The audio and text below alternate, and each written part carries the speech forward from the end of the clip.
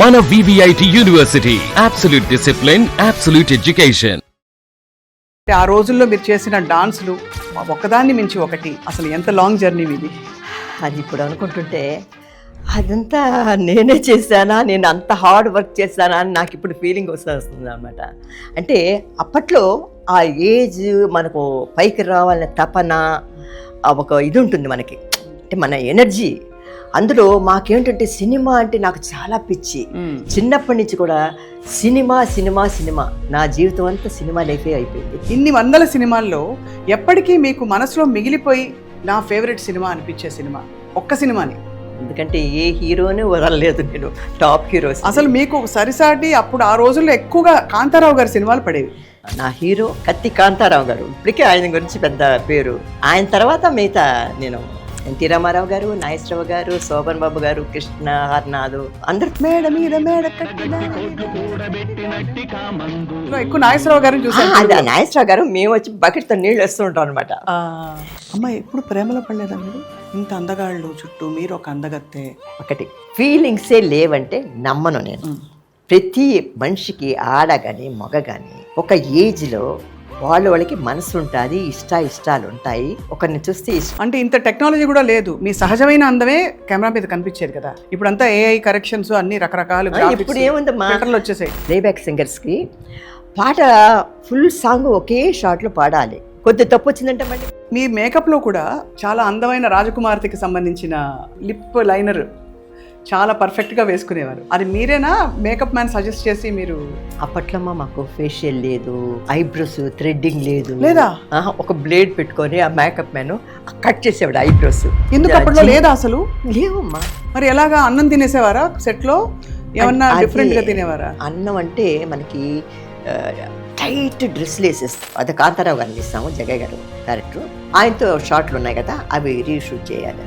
మాకు అయితే మేము రాలేమంటే, అమ్మాయికి బాగాలేదు, రాకపోతే మీ మీద కేసెస్.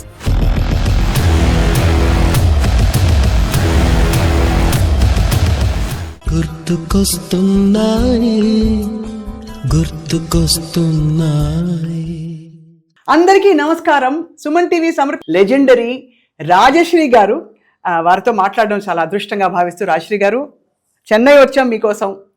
చాలా చాలా సంతోషం అమ్మ, నిన్ను చూస్తుంటే నాకు మా సొంత బంధువుని రిలేషన్ చూసినంత ఫీలింగ్ వస్తుంది అనమాట. థ్యాంక్ యూ అమ్మ.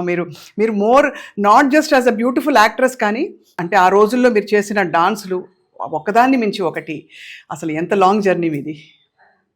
అది ఇప్పుడు అనుకుంటుంటే అదంతా నేనే చేశానా, నేను అంత హార్డ్ వర్క్ చేశానా అని నాకు ఇప్పుడు ఫీలింగ్ వస్తుంది అనమాట. అంటే అప్పట్లో ఆ ఏజ్ మనకు పైకి రావాలనే తపన, ఒక ఇది ఉంటుంది మనకి, అంటే మన ఎనర్జీ. అందులో మాకేంటంటే సినిమా అంటే నాకు చాలా పిచ్చి.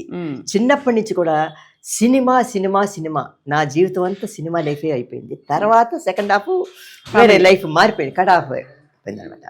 అంటే నాకు అందరితో చెప్పాను, నేను ఫస్ట్ ఎలా ఎంటర్ అయ్యాను, బాలనటిగా. జమున గారు నా ఫస్ట్, ఆవిడ హీరోయిన్గా యాక్ట్ చేస్తే ఆవిడకి చిన్నపిల్లగా యాక్ట్ చేస్తాను నేను. అవన్నీ జరిగిపోగా అలా అలా అలా స్టెప్ బై స్టెప్ హీరోయిన్ అయిపోయాను అనమాట, టాప్కి వెళ్ళిపోయాను అనమాట. అందరు పెద్ద పెద్ద టాప్ హీరోలతో యాక్ట్ చేసే అవకాశం, అదృష్టం నాకు కలిగింది. దానికి చాలా చాలా సంతోషంగా ఉంది. ఒక భాషలోనే కాదు, 5 భాషల్లో టాప్ హీరోస్ అందరు కూడా.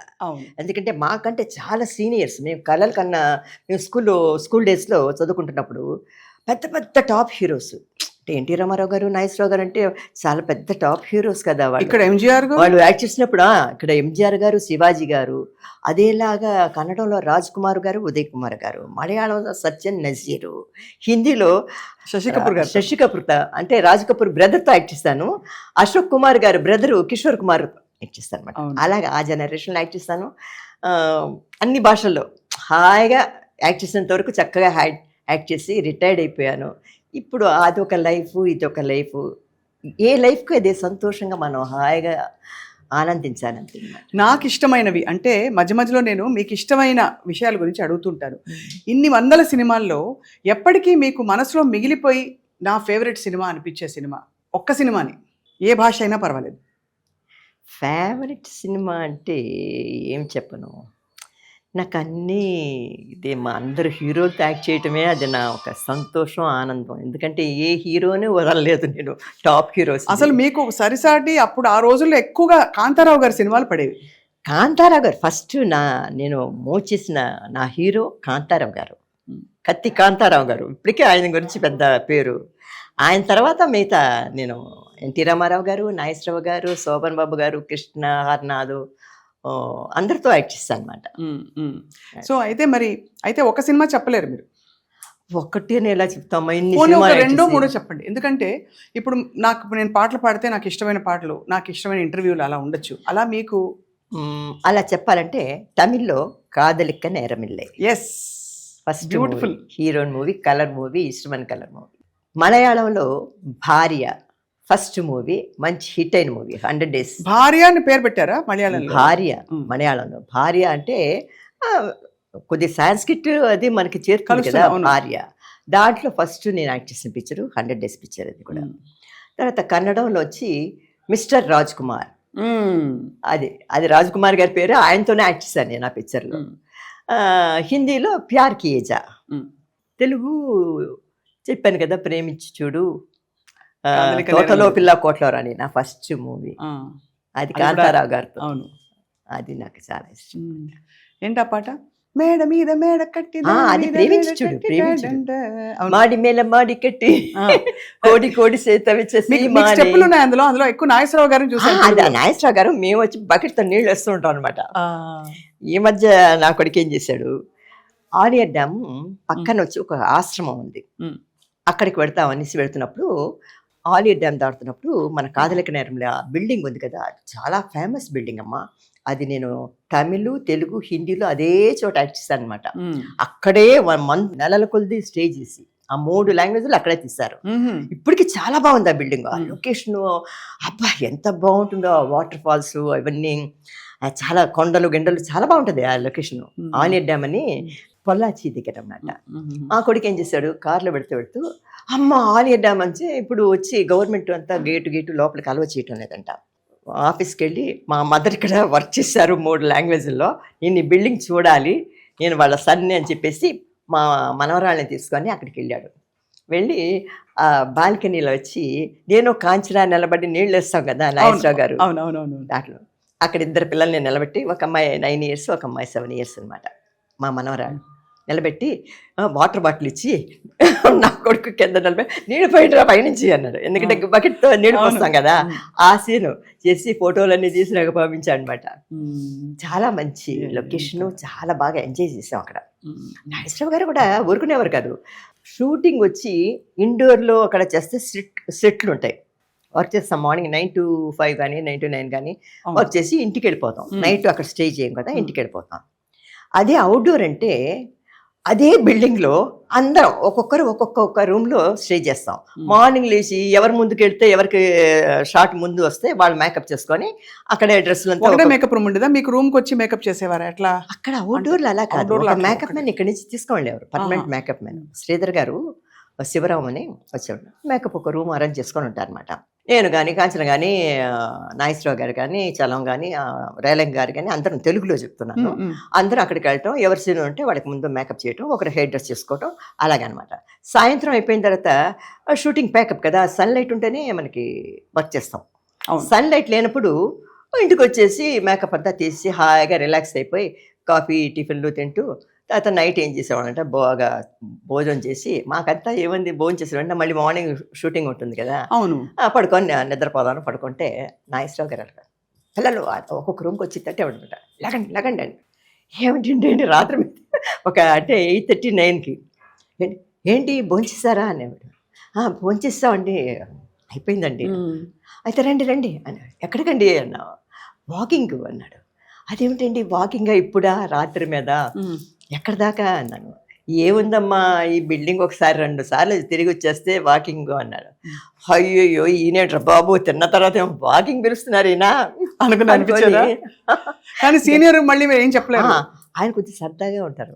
రామారావు గారు కాదు, రామారావు గారు చాలా స్ట్రిక్ట్, చాలా స్ట్రిక్ట్. ఆయన షార్ట్ అంటే మటుకు నార్మల్ అయిపోతారు అనమాట. షార్ట్ లేనప్పుడు ఆయన కూర్చి ఆయనతో మాట్లాడాలంటేనే భయం వేస్తుంది. అవునా? అమ్మో చాలా. అలా కూర్చుంటారు, ఒక కునుకు తీసేస్తారు. ఒక ఫైల్ మ్యాన్ ఉంటాడు, కాళ్ళ దగ్గర వాటి దగ్గర ఇలా మసాజింగ్ చేస్తారు. క్రౌన్ గిరిని పెట్టుకొని చీరమ్మ ఆయన ఆ హెవీ క్రౌన్ డ్రెస్తో ఏ క్యారెక్టర్ యాక్ట్ చేసినా కూడా కుర్చీలో కూర్చున్నారంటే అంతే అలా కళ్ళు మూసుకుంటారు. డైలాగ్ ఎవరైనా అసిస్టెంట్ వచ్చి చెప్తే పలానా సీన్ అండి ఇలా డైలాగ్ అండి చెప్పారంటే ఒకసారి వింటారు అంటారంతే. వెళ్ళిపోయిన తర్వాత షార్ట్ రెడీ అంటే వచ్చేస్తారు. ఒక రిహార్సల్స్ మాతో షార్ట్ ఆయన ఓకే, మేము బైహార్ట్ చేసుకుంటూ కూర్చుంటాం మేము. ఎందుకంటే పెద్ద పెద్ద డైలాగులు ఉండేవా మాకు ఉన్నప్పుడు పెద్ద పెద్దవి ఆయనతో తొట్టుపోకూడదు కదా. ఈ రాజ్బాబు ఉండేవాడు, ఆ రాజ్బాబు ఉంటే కామెడీ వాడు దూడేసింది అంటాడు. తొట్టుపోయిందంటే దూడేసింది మాకు నవ్వు వచ్చేసింది అనమాట. రాజ్బాబు మంచి కామెడీ మాకు జరిగిన. తర్వాత నేను యాక్ట్ చేసిన చాలా పిక్చర్లు రాజ్బాబు, సోషల్ పిక్చర్లు అంతా చలం గారు యాక్ట్ చేశారు అనమాట. నాతో చాలా పిక్చర్లు.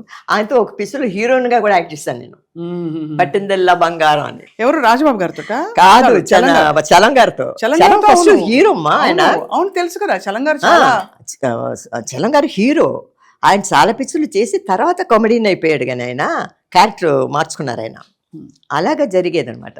ఆ కాలం భలే సరదాగా ఉండేది. మా అవుట్డోర్ అంటే మాకు ఇంకా చెప్పక్కర్లే. మీకు ఎలా అంటే ఫుల్ మంత్ అంతా బిజీగా ఉండేదా?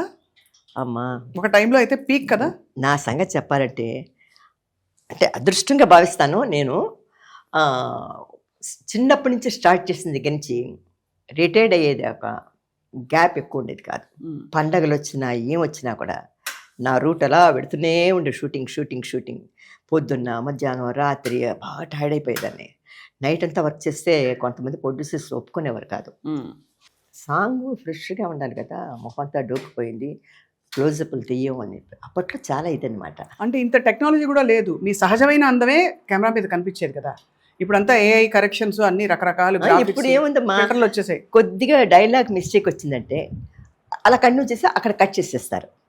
సాంగ్ పాడేవాడు కూడా చాలా కష్టం. ప్లేబ్యాక్ సింగర్స్కి పాట ఫుల్ సాంగ్ ఒకే షాట్లో పాడాలి. కొద్ది తప్పు వచ్చిందంటే మళ్ళీ 1 more అంటారు అనమాట. మాకు కూడా అలానే అక్కడి నుంచి వచ్చే మూమెంట్స్, డ్యాన్స్ మూమెంట్స్ లాంగ్ షాట్లో తీస్తే, పెద్ద షాట్ లెంగ్తీ షాట్ అయితే కొద్ది మిస్టేక్ వచ్చిన కట్ అని చెప్తారు అనమాట. అదేలాగా డైలాగ్స్ కూడా మీ సీనియర్లతో నర్వస్గా ఉంటుంది చాలా. అందులో ఎక్కడంటే మన సెపరేట్ షాట్, మన సెపరేట్గా క్లోజప్ తీసేటప్పుడు హ్యాపీ ఒక 4-5 ఆర్టిస్టులు ఉంటారు. హీరో, తర్వాత ఫాదర్ రోలు, ఒక కామెడీ, వాళ్ళందరూ మాట్లాడుతున్నప్పుడు మన డైలాగ్ మధ్యలో వచ్చిందనుకో మనం మర్చిపోకూడదు. వాళ్ళు యాక్ట్ చేసినప్పుడు అంతా మన రియాక్షన్ వస్తూ ఉండాలి, ఇలాగా అలాగనా అని. తర్వాత మన డైలాగ్ వచ్చేసరికి మనం కరెక్ట్గా చెప్పాలి, అప్పుడే తొట్టపోతుంది మనకి. అదే చాలా. అలా మీకు బాగా టేకులు తిన్న డైలాగ్ ఏదమ్మా? టేకులు అంటే తమిళ్లో ఒక ఇది ఉంది, తెలుగులో కూడా ఒక పిక్చర్లో అలా చేస్తాను. మలయాళంలో కూడా ఎక్కువ టేకులు. కానీ భాష ఎలా వచ్చేది? ఇప్పుడంటే అందరూ డబ్బింగ్ ఊరికే ABCD బటర్ఫ్లై అంటారట. అప్పట్లో మీరు భాష ఎలా మేనేజ్ చేసుకున్నారు? అంటే మనకి తెలియని భాష అయితే మనం రాసుకొని తెలుగులో దాన్ని పదే వల్ల వేసుకోవాలన్నమాట. మెమరీ చేసుకొని, అంటే ఒకవేళ కొద్దిగా ఒక ఇది ట్రెండ్ కొద్దిగా ఇదిగా వచ్చినా కూడా పర్వాలేదు, కానీ లిప్ మూమెంట్ కరెక్ట్గా ఉండాలన్నమాట.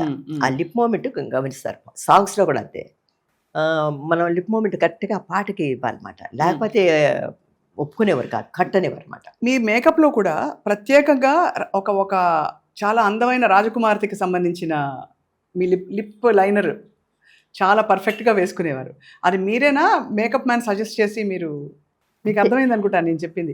చాలా మీ పెదవుల అసలు పర్ఫెక్ట్ ఆ వీ షేప్డ్ ఫేస్. ఇప్పుడు ఏదైతే చెప్తున్నారో అందరూ వెళ్ళి క్లినిక్కి వెళ్ళి చేయించుకుంటున్నారు, మీకు అప్పుడు పర్ఫెక్ట్ వీ షేప్ ఫేస్ ఉండేది, ఇలా హార్ట్ షేప్లో. అప్పట్లో మాకు ఫేషియల్ లేదు, ఐబ్రోస్ థ్రెడ్డింగ్ లేదా, ఒక బ్లేడ్ పెట్టుకొని ఆ మేకప్ మ్యాన్ కట్ చేసేవాడు, ఐబ్రోస్ కట్ చేసేవాడు అనమాట. థ్రెడ్డింగ్ ఏం లేదు, ఫేషియల్కి వెళ్ళేవాడు కాదు. ఎందుకు అప్పట్లో లేదా? అసలు లేవమ్మా, థ్రెడ్డింగ్ తర్వాత వచ్చింది. మేము హైదరాబాద్ వెళ్ళినప్పుడు ఒకసారి అక్కడ థ్రెడ్డింగ్ అప్పుడే స్టార్ట్ చేసాం. మాకు భయం, థ్రెడ్ పెట్టుకొని ఇలా చువుకు అంటూ ఉండేది. మాకు బ్లేడ్తో చేశారన్నమాట. ఫేషియల్ లేదు, ఇంటికి రావటం పడుకోవటం, ఏం క్రీములు గీములు ఏమి రాసేది, మేకప్ తీయటం పడుకోవటమే అంతే. అలాగ ఉండేదన్నమాట. అప్పుడు జిమ్ములు కూడా లేవు మాకు. మరి ఎలాగా అన్నం తినేసేవారా సెట్లో? ఏమన్నా అది డిఫరెంట్గా తినేవారా? అన్నం అంటే మనకి టైట్ డ్రెస్సులు వేసేస్తారు, షూటింగ్ ఉంటుంది, ఎక్కువ అన్నం తినలేం మనం. టైట్ కుట్టేసరికి మళ్ళీ భోజనం ఎక్కువ తింటే నిద్ర వచ్చేస్తుంది, మొత్తం వచ్చేస్తుంది. మళ్ళీ షూటింగ్ ఉంటుంది కదా ఆఫ్టర్నూన్ 2 o'clock. దానికోసం ఏం చేసామంటే కొద్దిగా లిమిట్గా తిని, కొద్దిగా ఈగురు చేపల పులుసులు అవి ఉంటాయి కదా, దాన్ని అలా అలా టచ్ చేసుకుంటే అబ్బా ఫుల్ అని మంచినీళ్ళు తాగేసేవాడు అనమాట. సో మీ ఫేవరెట్? మా సిస్టర్ ఎక్కువ దానిమ్మ జ్యూస్, ఎన్ని దానిమ్మ పళ్ళు కొనేదో, జ్యూస్ తీసి మరచొమ్ములని ఉండేవి అప్పట్లో. అలా మరచొమ్ములో దాని నిండా పోసి పెట్టేది మా అక్కయ్య. అదే మీకు ఎనర్జీ? కొద్దిగా కొద్దిగా, ఎందుకంటే ఫుల్ టైట్ కదా డ్రెస్సులు అంతా. అందులో రాజకుమార్ రెస్ట్ రూమ్కి వెళ్ళాలంటే కష్టం కనుక అది కుట్లు అన్నీ ఇప్పుకొని ఇవన్నీ ఇప్పుడులాగా అన్నీ ఇవి కాదు కదా, ఇలాంటివి అతికించేస్తున్నారు, డ్రెస్ ఓపెన్ చేయవచ్చు. అప్పుడంతా స్టిచ్ చేసేవారు, కుట్టేసేవారు అనమాట. దానికోసం ఇంత ఇంత ఇంత జ్యూస్ తాగటం అలాగా చాలా అలా మేనేజ్ చేశారు. ఎంత కష్ట జీవితం అండి అసలు. ఏదో హీరోయిన్, సినిమా హీరోయిన్ అంటే చాలా అన్నీ సాగిపోతాయి అనుకుంటారు. ఎన్ని కష్టాలు పడి ఉంటారు, ఎండల్లో వానల్లో, ఇంకా నిద్ర సరిగ్గా ఉండదు, బ్యాక్ టు బ్యాక్ షెడ్యూల్స్. ఆ కష్టం గురించి చెప్పండి, మీకు ఇష్టమైన వాటిలో ఆ కష్టాన్ని కూడా పెడదాం.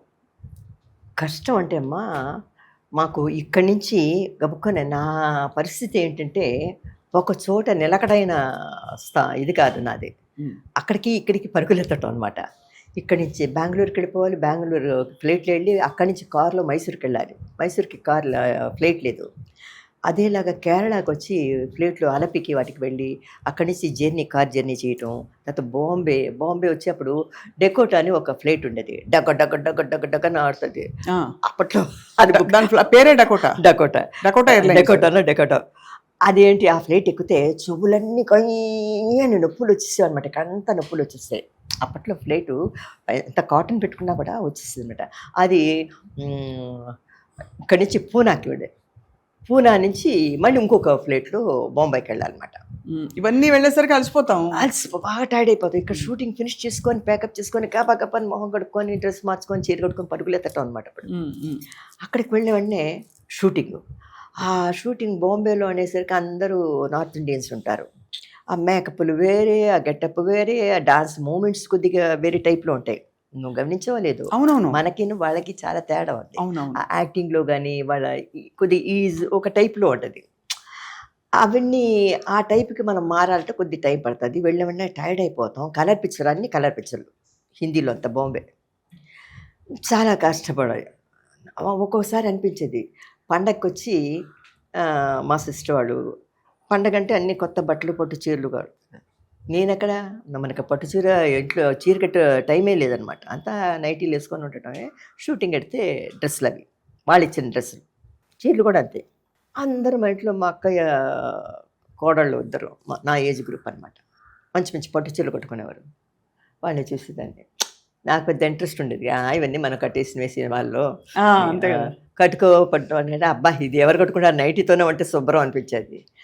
వాళ్ళందరూ హాయిగా సరదాగా గినిమాలు కడుతుంటే నేను గుడ్డులా జాకెట్ చేసి ఫీల్ అయ్యేదాన్ని. వీళ్ళందరూ హాయిగా అనుభవిస్తున్నారు, మనకు తినడానికి తిండి లేదు, అన్నీ ఉంది, అందరూ బాగా తింటుంటారు, మనకేమో తింటాను. వాళ్ళందరూ బిర్యానీలు అన్నీ పెట్టుకొని తింటుంటే మనం అలా కూర్చొని ఆ ఇగురు నాకటం, ఆ చిన్న మొక్క తినటం, రైస్ ఎక్కువ తినబుద్దేసేది కాదు, టైట్ డ్రెస్సులు అవి. అప్పుడు అనిపించేది. తర్వాత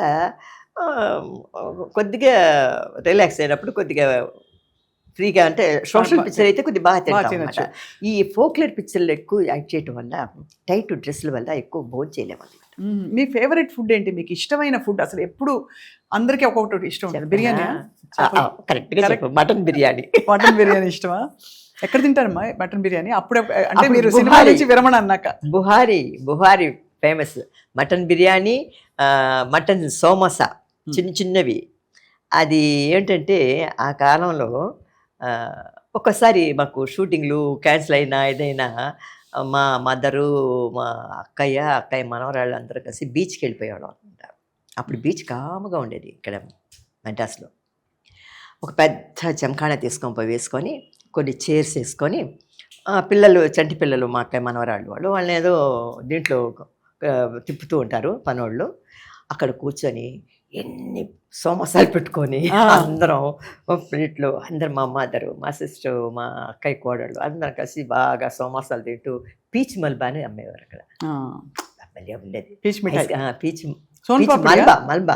మల్బా ఐస్ క్రీమ్ పీచ్ మల్బా అని ఫ్రూట్స్ అన్ని వేసి ఇలాగా అన్ని ఐస్ క్రీమ్ అన్ని వేసి ఇలా పెద్ద దీంట్లో వస్తాయి. ఆ పీచ్ మల్బాలు తెచ్చుకొని చక్కగా తినేసేవాడు. ఎప్పుడైనా ఒళ్ళు వచ్చేసారా మీరు? ఇప్పుడు బాగా స్లిమ్గా ట్రిమ్గా ఉన్నారు. ఎప్పుడు మీరు ఒక డాన్సర్ కాబట్టి ఒళ్ళు వచ్చారు ఎప్పుడైనా? వస్తుంది, ఒక్కొక్క ఏజ్ని బట్టి ఒళ్ళు వస్తుంటుంది.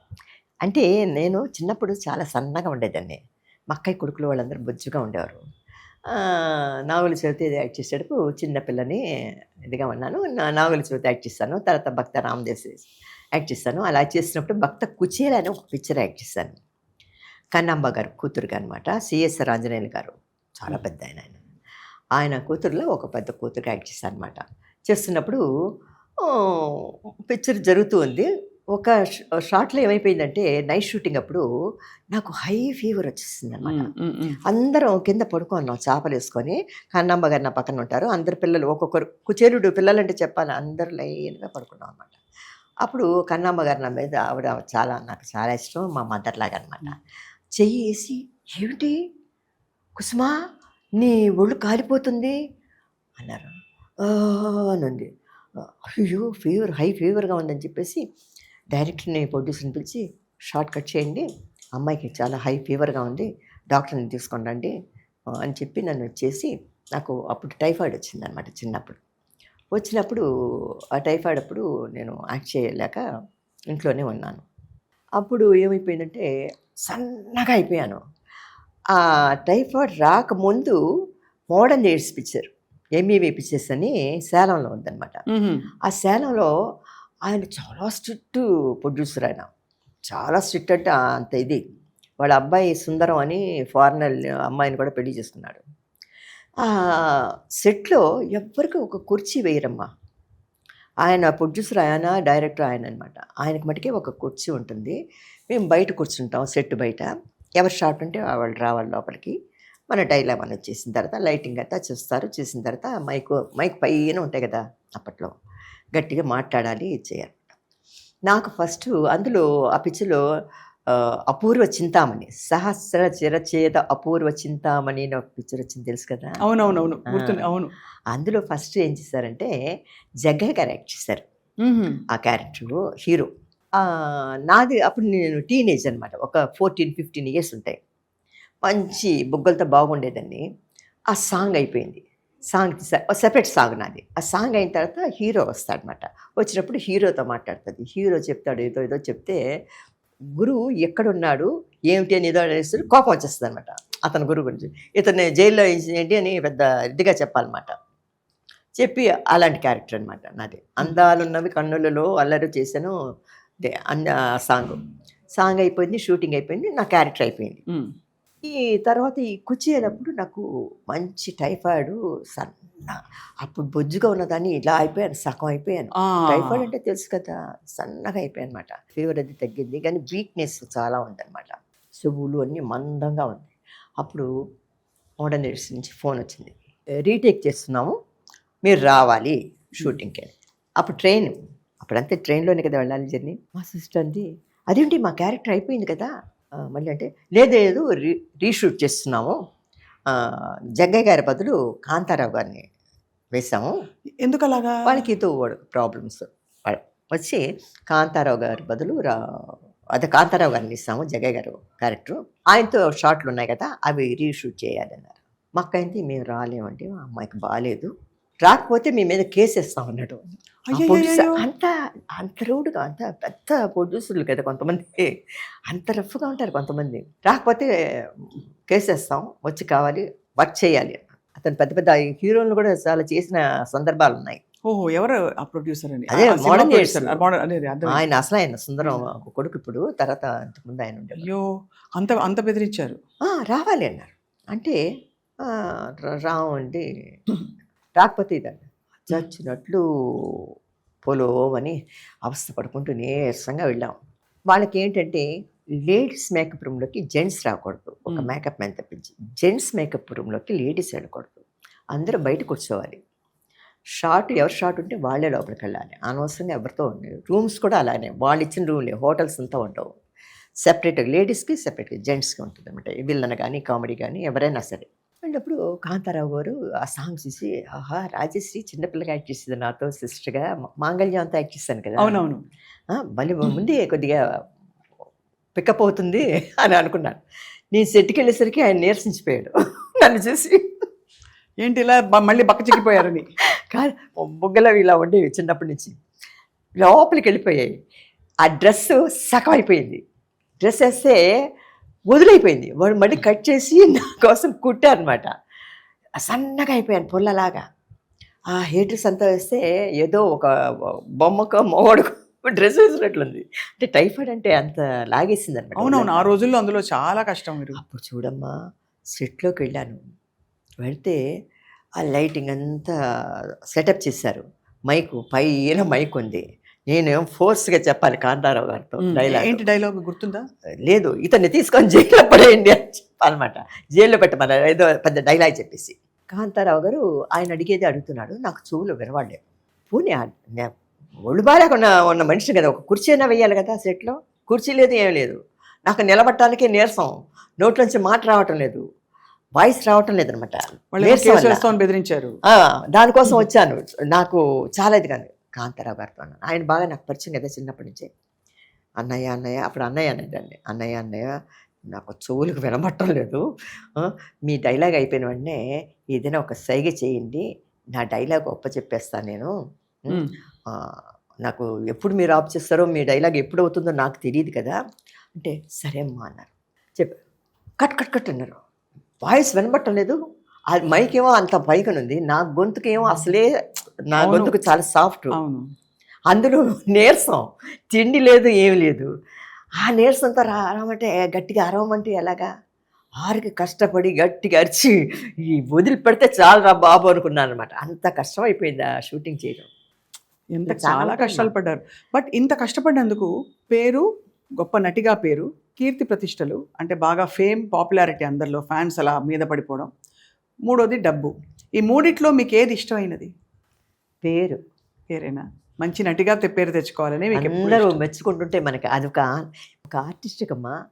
తన గురించి 10 మంది మంచిగా అనుకుంటూ, ఆహా చాలా బాగుంది, ఈ పిక్చర్లో చాలా బాగా యాక్ట్ చేస్తుందంటే మనకి ఎక్కడ లేని ఆనందం, సంతోషం. డబ్బు ఏంది, డబ్బు మన చేతుల్లో రాదు, మన పక్కన ఉన్న వాళ్ళు వసూలు చేస్తారు, కానీ ఆ డబ్బు ముట్టుకొని కూడా లేదు. నువ్వు నమ్ముతావు లేదు. ఎవరు వసూలు చేసేవారు మీ డబ్బులు? మరి మా సిస్టర్ ఉండేవారు అనమాట, ఆవిడ పెద్ద ఆవిడ కదా, వాళ్ళు ఆవిడే చూసుకునేవారా? ఆవిడ అంటే మేనేజర్ ఒక ఆయన ఉండేవాడు, ఒక కాల్ షీట్లు అవి చూసుకోవడానికి.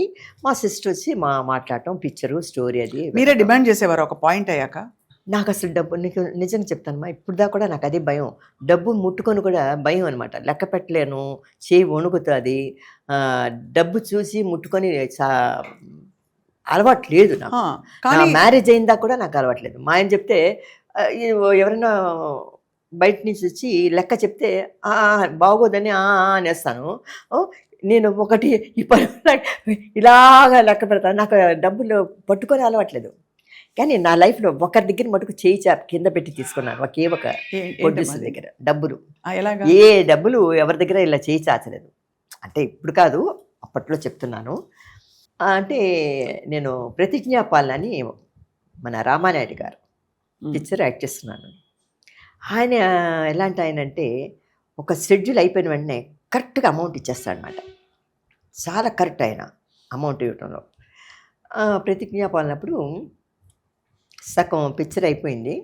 నెక్స్ట్ వచ్చి మా సిస్టర్ కొడుకు మ్యారేజ్ కానీ, మా అక్కయ్య కొద్దిగా బిజీలో ఉంది, వాళ్ళందరూ రావటం అది. నేను షూటింగ్కి వెళ్ళాను, నాతో ఒక అసిస్టెంట్ ఒక అమ్మాయి వచ్చింది, ట్రే పట్టుకొని, మేకప్ ట్రే పట్టుకొని మాట వస్తే, అప్పుడు మేకప్ షూటింగ్ అయిపోయింది. మేకప్ రూమ్లోకి వెళ్ళేసరికి రామానాయుడు గారు వచ్చారు. ఏ రాయశ్రీ, మీ అక్క ఎక్కడా అన్నాడు. రాలేదండి ఈరోజు. ఇందా అన్నాడు. ఇందా అనేసరికి ఇలా అన్నాను, ఏదో ఇలా అనేసరికి ఇలా అన్నా అనమాట.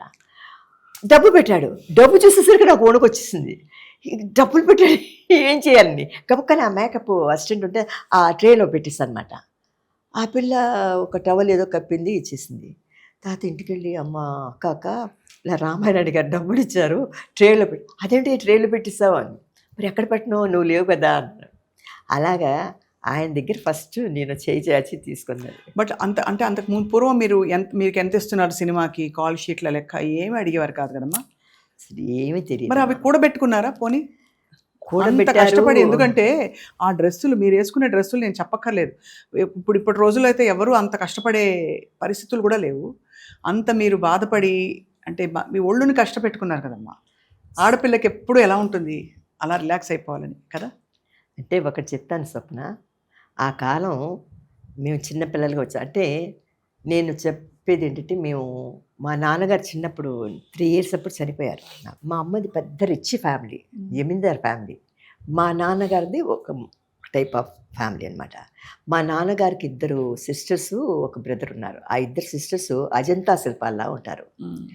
ఆ ఒక సిస్టర్ని వచ్చి మా అమ్మ అన్నకి ఇచ్చారు, రామన్న రెడ్డి అని.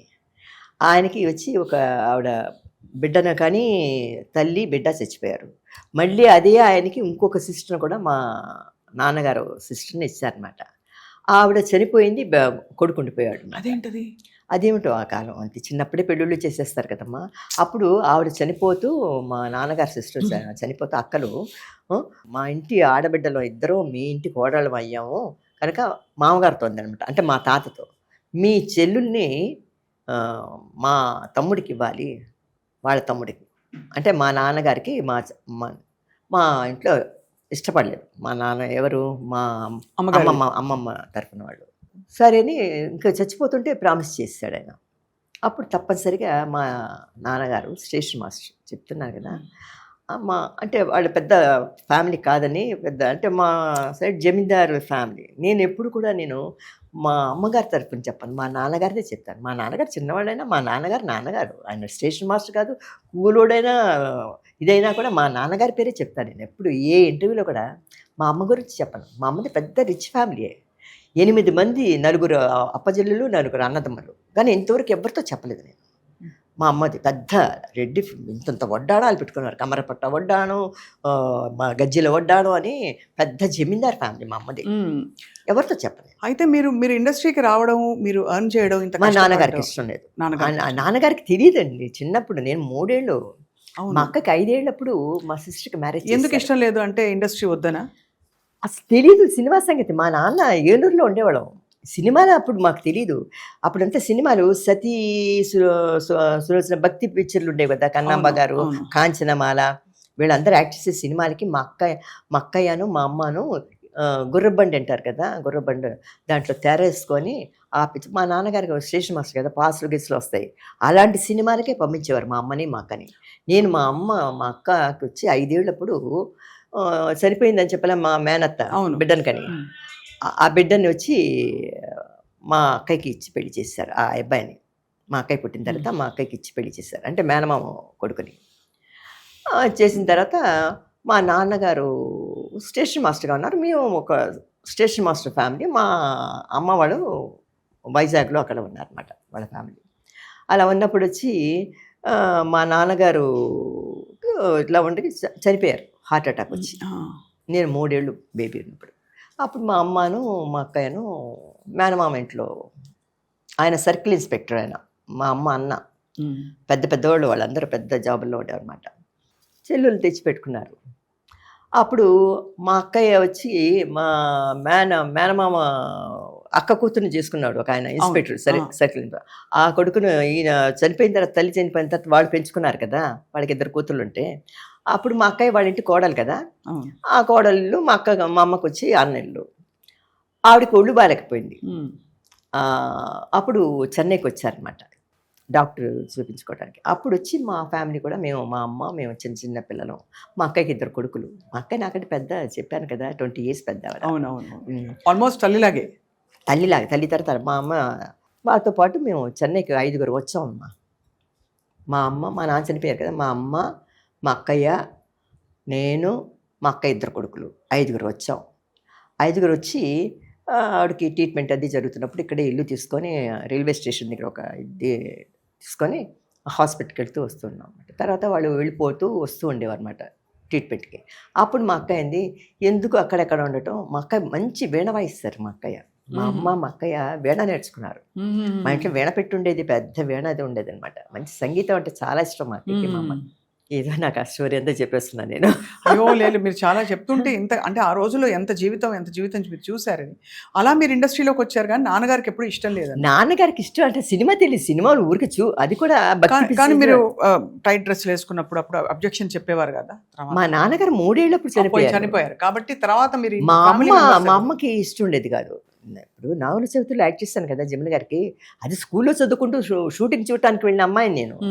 షూటింగ్ ఏదో ఎలా ఉంటుంది చూద్దామని ఎవరితో గుంపుల్లో గోవిందా అని మన డాన్స్ మాస్టర్ గారు ఉంటే లెటర్ ఇస్తే వెళ్ళి షూటింగ్ అంతా చూస్తూ స్టూడియోలన్నీ తిరుగుతుంటే అప్పుడు చెప్పాను, ఏవిఎం శెట్టిఆర్ గారు నన్ను చూశారు, జమున గారు వీళ్ళందరూ ఉన్నారు, ఉన్నారని పిలిచి యాక్ట్ చేస్తావా నాగుల చవితిలో, జమున గారికి బాగుంది ఈ అమ్మాయి అని అప్పుడు నన్ను సెలెక్ట్ చేసి ఆ పిక్చర్లో వేశారనమాట. అప్పుడు మా అమ్మంది, అయ్యో వద్దు, మేము ఫ్యామిలీ మా అమ్మాయికి పెళ్లి చేయాలి, మేము సినిమాలంతా చదువుకుంటున్నాను అప్పుడు స్కూల్లో, క్యాస్ట్రేట్ స్కూల్లో. కానీ మీరు ఇంత అప్పుడు చిన్న వయసులో సినిమాలకు వచ్చారు, సో చదువు అయితే ఆగిపోయి ఉంటుంది ఒక పాయింట్ అయ్యాక. చదువు ఈ చెప్పాను కదా బ్లేడ్తో ఈ ఐబ్రోస్ ఇవి తీసినప్పుడు ఆ మేకప్ అది స్కూల్కి వెళ్తే అందరూ కో ఎడ్యుకేషన్ కదా, నాకు అసలే సిగ్గు ఎక్కువ. నాకు ఆన్సర్ తెలిసినా కూడా అడిగితే శేషగిరి మాస్టర్ గారు అని మాకు ఆయన ఉండేవారు. తర్వాత ఆయన కూడా సినిమాలో పంతుల వేషాలన్నీ యాక్ట్ చేశారు. కుసుమకుమారి చెప్పు ఒక వస్తుందంటే తెలుసు, అందరూ బాయ్స్ అందరూ ఉంటారు కదా, నోట్లోంచి తెలిసినా కూడా చెప్పేదాన్ని కాదు, గట్టిగా మాట్లాడటం భయం అనమాట. అంటే అందరూ నోటీస్ చేస్తారు, మీరు అందరూ చూస్తారు కదా, ఆన్సర్ చెప్పారు, నిలబడి చెప్పాలి, చెప్పేదాన్ని కాదు, ఎలా ఉండిపోయేదాన్ని అనమాట. తర్వాత మా బ్రదర్స్ ఏం చేశారు, అక్కయ్య కొడుకులు, మా అమ్మ ఇంత పెద్ద క్యారేజ్, పిత్తల క్యారేజ్ అని ఉండేది అనమాట, ఇంత పెద్ద క్యారేజ్, పొద్దున్నే కోడికూర, అన్నము, మామిడి పండు, రుమాని పండు అని చిన్న టెంక్ ఉంటుంది, ఇంత పెద్ద మామిడి పండు, ముగ్గురికి 3 మామిడి పళ్ళు పెట్టి క్యారేజ్. వాళ్ళెవ్వరూ క్యారేజ్ ముట్టుకునేవారు కాదు. అప్పుడు రిక్షా, మనిషి లాగే రిక్షా అనమాట ఆ కాలంలో. మేము మెడ్రాస్కి వచ్చినప్పుడు కొత్తలో తేనాపేటలో క్యాస్ట్రేట్ స్కూల్, అక్కడికి వెళ్ళాలంటే మేము మోసా స్ట్రీట్ ఇంట్లో ఉండేవాళ్ళం. అక్కడి నుంచి ఒక రిక్షా కట్టించాం, మనిషి లాగే రిక్షా, సైకిల్ రిక్షా లేదు ఇంకా. ఆ రిక్షా లాక్కుంటూ వెళ్తుంటే ఒక పెద్ద క్యారేజ్, వీళ్ళిద్దరికి సిగ్గు అనమాట, క్యారేజ్ పట్టుకోరు కానీ బాగా బొజ్జుగా ఉంటారు. నేనేమో కొద్దిగా ఎరక పిల్లలా ఉండేది, చిన్న పిల్ల. ఈ క్యారేజ్ నా అంత ఉండేది, అది పట్టుకొని నా బ్యాగ్ పట్టుకొని స్కూల్కి వెళ్ళేటప్పుడు నాకు సిగ్గు కదా, తలకాయ వచ్చుకో నా క్యారేజ్ పట్టుకోండి. ఇది చూస్తే ఎంత ఉంది, ఇంత పెద్ద క్యారేజ్ చేస్తుంది. కానీ మా క్యారేజ్ దగ్గరికి వచ్చేసరికి అందరు పిల్లలు, స్కూల్లో పిల్లలందరూ మా దగ్గరికి వచ్చేసారు లంచ్ అవర్లో, ఎందుకంటే బాగా చికెన్ గికెన్ అంతా ఉండేది అనమాట. మా బ్రదర్స్, అదే ఆ బ్రదర్స్ అంతా అక్కయ్య కొడుకుని, అదొక లైఫ్, స్కూల్ లైఫ్. ఆ తర్వాత ఈ సినిమా షూటింగ్ చూడటానికి వెళ్ళి అక్కడ స్ట్రక్ అయిపోయాను నేను. నాకు చూడండి లక్, షూటింగ్ చూడటానికి వెళ్ళి నన్ను అక్కడ బుక్ చేస్తారు, నాకు సినిమా అంటే ఏంటో తెలియదు. అక్కడి నుంచి మీ విధి మారిపోయింది. స్కూల్ మొత్తం వేసి రాజకుమారి థియేటర్ పక్కన స్కూల్లో సినిమాలు చూసేదాన్ని, ఎందుకంటే మా బ్రదర్స్కి సినిమాలు ఇష్టం కదా, నన్ను పడిపోయేవారు అనమాట. శివాజీ గణేషన్ పిక్చర్లు, మన తెలుగు పిక్చర్లు కూడా వేస్తారు, చెంచు లక్ష్మి అని నాగేశ్వరరావు గారిది, పిలువుకరా అని పాట పాడేది అంజలిదేవిను నాగేశ్వరరావు గారు, చాలా ఇష్టం నాకు ఆ పాట. ఆ పిక్చర్లన్నీ చూసుకొని వచ్చి ఇంట్లో కూర్చొని సినిమాలకి ఎప్పుడైనా ఎక్కొట్టేసి సినిమాకి వెళ్ళిపోవచ్చు మా బ్రదర్స్తో అనేసి అలా చూసి అనుకోకుండా షూటింగ్ చూడటానికి వెళ్ళినప్పుడు ఎంతో హ్యాపీ ఫీల్ అయిపోయాను.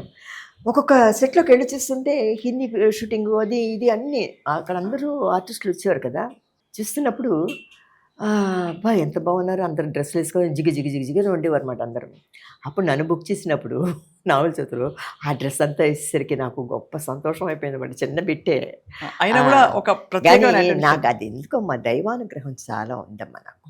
చిన్నప్పటి నుంచి కూడా నేను ఫస్ట్ స్కూల్ డ్రామాస్లో నన్ను సెలెక్ట్ చేసినప్పుడు అంత సిగ్గుపడేదాన్ని, నేను స్కూల్ డ్రామాస్లో మటుకు చేసేదాన్ని. నేను కృష్ణుడు వేషం సన్నగా ఉండేది, నేను కృష్ణుడు లాగా, ఒక స్కూల్లో ఏం డ్రెస్సులు ఇస్తా తెలుసు కదా, కృష్ణుడు తర్వాత మేనక, ఈ 2 నేను యాక్ట్ చేసేదాన్ని. ఆ 2టికి నన్నే సెలెక్ట్ చేసేవారు, కుసుమకుమారి అనేవారు అన్నమాట. అంటే నేను వచ్చేసి ఆ 2టికి చక్కగా చేసేదాన్ని. అదేలాగా ఏవిఎం స్టూడియోలో ఆ పిక్చర్లో ఫస్ట్ నేను యాక్ట్ చేసిన పిక్చర్ శివలింగం. శివుడు గుడిలో, నాగలింగంతో ఉన్న శివుడు గుడిలో డ్యాన్స్ చేస్తుంటే జమున గారు అయిపోతారు. ఆ పిక్చర్ పేరు కూడా నాగుల చవితి.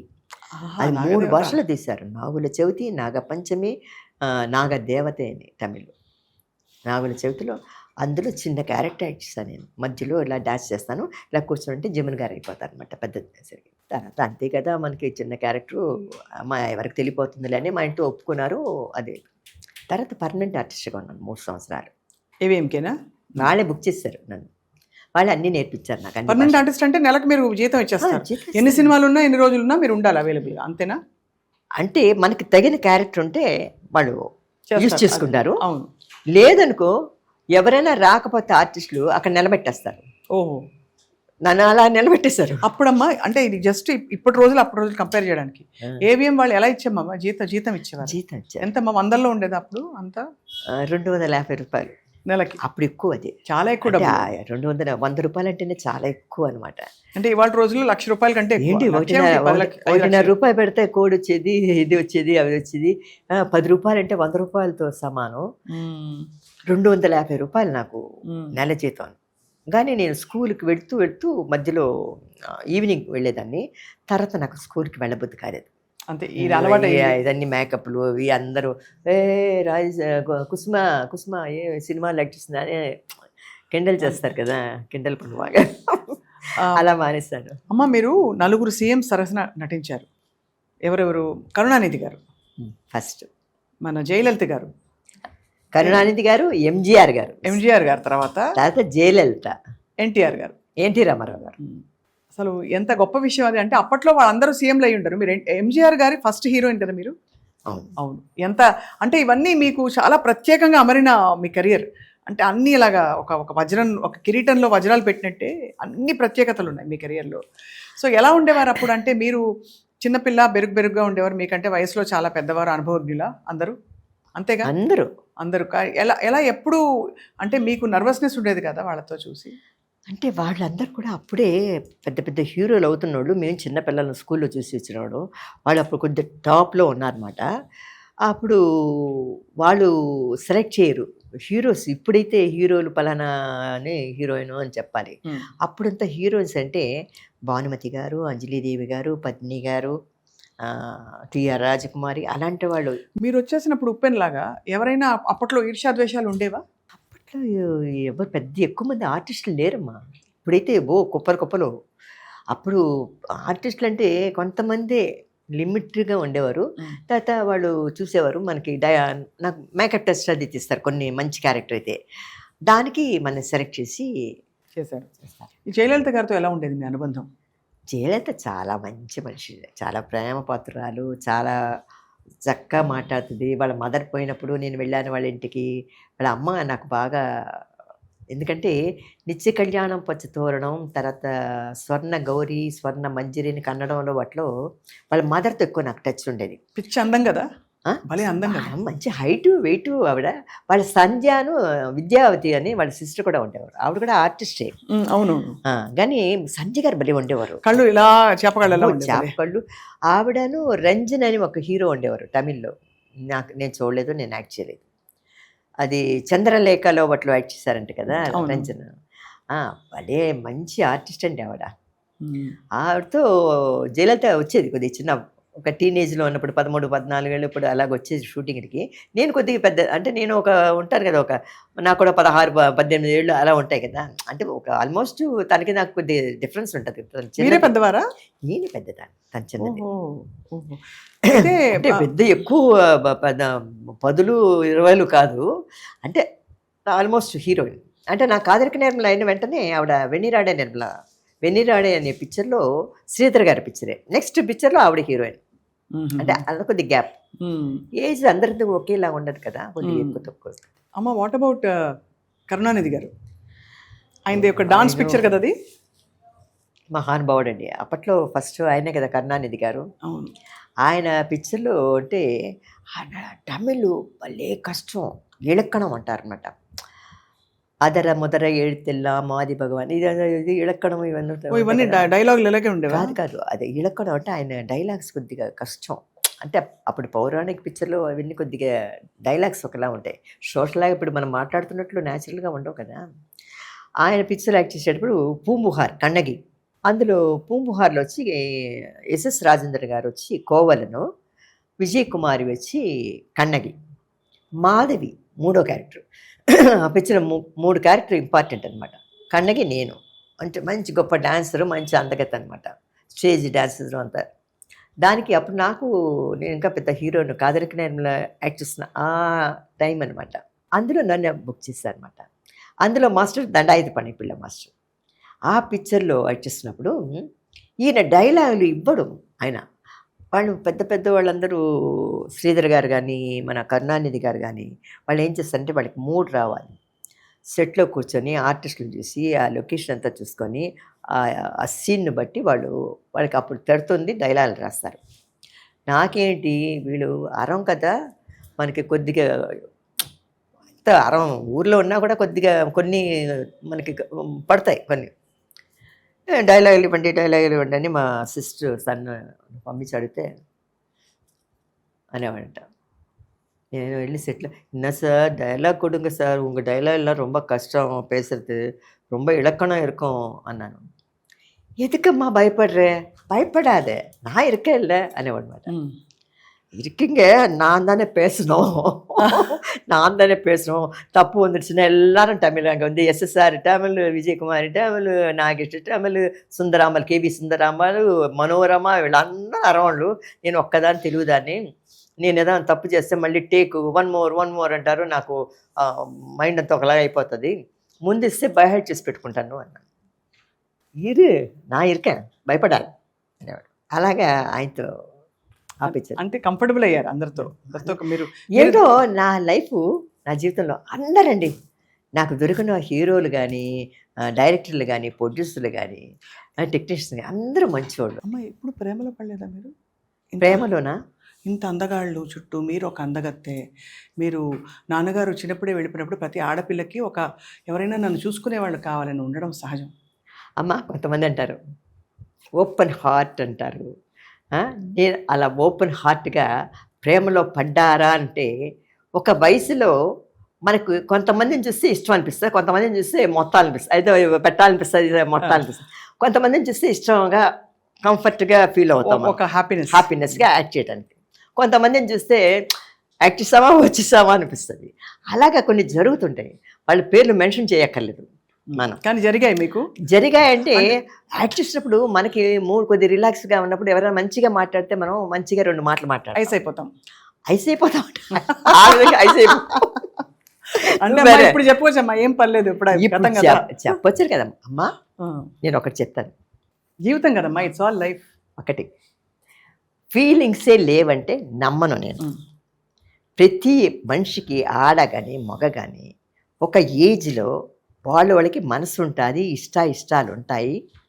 ఒకరిని చూస్తే ఇష్టపడతారు, కొంతమందిని చూస్తే ఇష్టపడరు. కొంతమందితో బాగా ఫ్రీగా మూవ్ అవుతారు, కొంతమందితో మూవ్ అవరు. ఇష్టపడి మాట్లాడేది అది ఒక విధమైన, అంటే ప్రేమలో పడిపోయి మనం వాళ్ళతో లేకపోతే మనం బతకలేము అని, మనం చచ్చిపోతామని అది వేరే. మాట్లాడటం, మనసు విప్పి మాట్లాడటం, మన కష్టాలు చెప్పుకోవటం, అదంతా ఉంటాయి. అది ఒక విధమైన. అంతేగాని ప్రేమ లేకుండా ఎవరికి ఉండదమ్మా. ఉండదు. కరెక్ట్.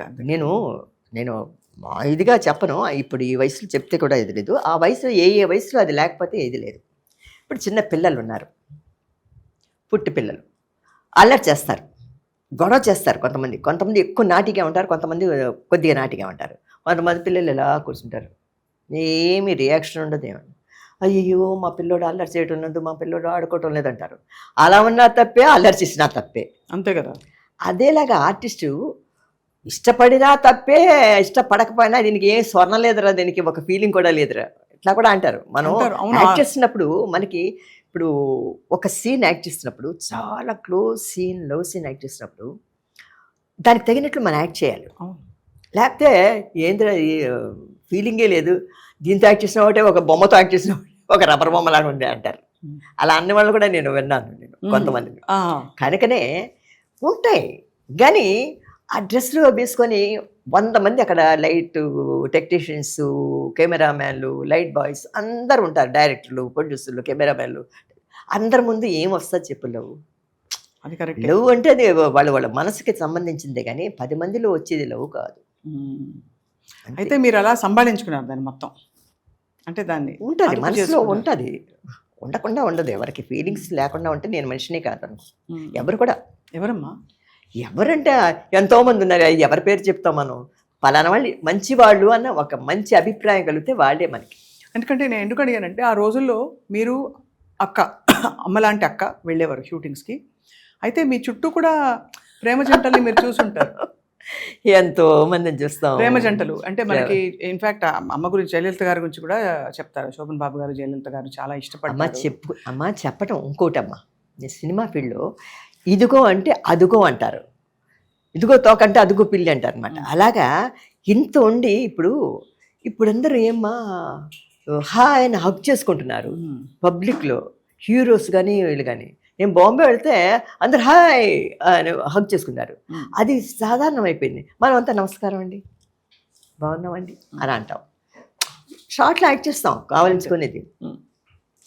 అది తప్పు లేదు. అప్పుడు ఆ టైంలో వచ్చేది అది స్టడీ ఇది కదా, ఆ ఏజ్ని బట్టి వచ్చి అంతే కదా. అంతే అంతే అంతే అంతే మన లైఫ్ ఏమిటి, మెచ్యూరిటీ వచ్చిన తర్వాత అప్పుడు మనకి తెలుస్తుంది, అయ్యో మనం ఎందుకు ఇలా అనుకున్నాం, అలా చేసి ఉండొచ్చు. ఎందుకంటే ఇప్పుడు ప్రేమ పెళ్ళిళ్ళు కూడా అన్నీ ఫెయిల్యూర్ అవుతున్నాయమ్మా. ప్రేమించి పెళ్లి చేసుకున్నారు, పెద్దలు చేసిన పెళ్ళిళ్ళు అలా అవుతున్నాయి. వాళ్ళు ఇష్టపడి చేసుకున్నవే పటాపంటలు అయిపోతున్నాయి. ఆ ఏజ్లో మనకి ఎంతోమంది హీరోలు యాక్ట్ చేస్తాం డే నైట్. ఎవరైనా కొద్ది మంచి కబుర్లు చెప్తే ఆహా వీడు మంచివాడు కదా అని మనం నవ్వుతూ మాట్లాడతాం. అంత తప్ప ఇంకా మనం చేసేది ఏమీ లేదు అక్కడ 10 మందిలో. చాలా అంటే మీరు అప్పట్లో హిందీలో అడుగుపెట్టిన మన దక్షిణాది మన తెలుగువారు కానీ తమిళ వాళ్ళు కానీ ఎక్కువ మంది లేరు కదా. మీరు 5 సినిమాలు చేశారు. దారా సింగ్ గారు, కిషోర్ కుమార్ గారు, ఉన్నాయి చిన్న చిన్నవి. అంటే నేను పర్మనెంట్ ఆర్టిస్ట్ అదే చెప్తున్నాను.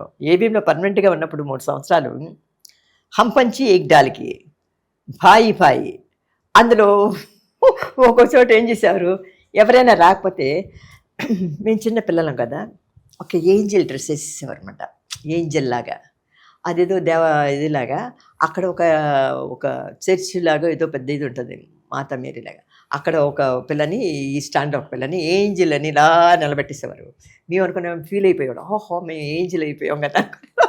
అది ఎవరైనా ఆర్టిస్టులు దొరకపోతే మనం నిలబెట్టేసామన్నమాట. మనకు తెలియదు కదా అప్పుడు. మీరు హ్యాపీగా అన్ని అలుగుపోయి అన్నీ ఏముంది అంటే, మీరేమండి ఆ పిక్చర్లో ఎంత వేషం వేశారంట కదా మేము అంటే, అవునమ్మా నిలబడితే ఆ పర్మనెంట్ ఆర్టిస్ట్ అంటే చెయ్యాలి, వాళ్ళు ఏం చెప్తే చెయ్యాలి. దానికోసమే పర్మనెంట్ ఆర్టిస్ట్ మనం.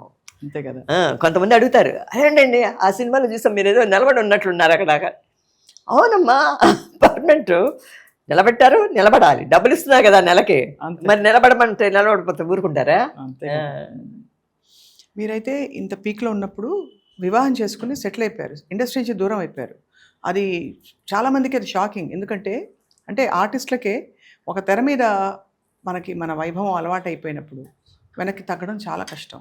సో మీరు అప్పుడు తీసుకున్న నిర్ణయంలో మీకు ఇష్టమైన విషయం ఏంటి? అంటే ఎందుకు మీరు ఇంకా ఫ్యామిలీకి డెడికేట్ అవ్వాలనుకున్నారా, ఇంకా చాలు అలసిపోయాను అనుకున్నారా?